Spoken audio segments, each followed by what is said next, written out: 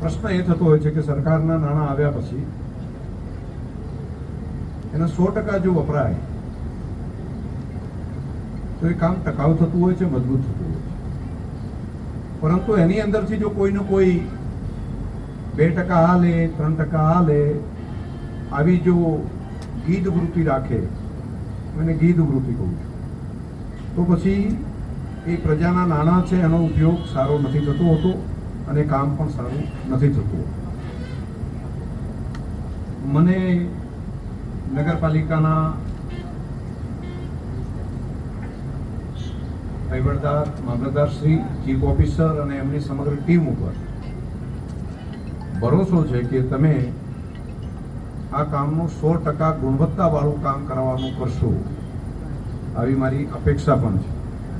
અને કાર્યકર્તા અને આગેવાનો જે વિસ્તારના આવ્યા છે અને જે મીડિયાથી, સોશિયલ મીડિયાના માધ્યમથી જે લોકો જાણે છે નગરવાસી, એમને પણ આટલા બધા કામની યાદી એટલા માટે આપી છે કે આટલા આટલા કામ થવાના છે. એની પબ્લિકલી તમને ખબર હોવી જોઈએ કે આ કામના આટલા રૂપિયા મંજૂર કર્યા છે અને આવું આવું કામ થવાનું છે. તો એની જાણકારી મળે અને કામ ગુણવત્તાવાળું થાય એના માટે જે તે વિસ્તારના આગેવાનો, કાર્યકર્તા પણ એમાં ધ્યાન આપે. આ કામ નગરપાલિકાનું છે, એ સૌનું, એ કોઈનું નહીં એવું નહીં, એ આપણું પોતાનું છે.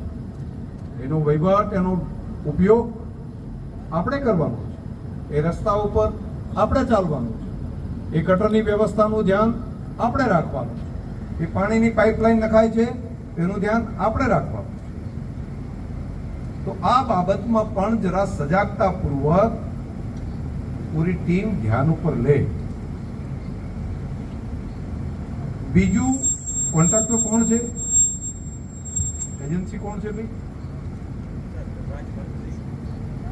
રાજ કોર્પોરેશન. કામ અહીંયા કર્યું છે નગરપાલિકા?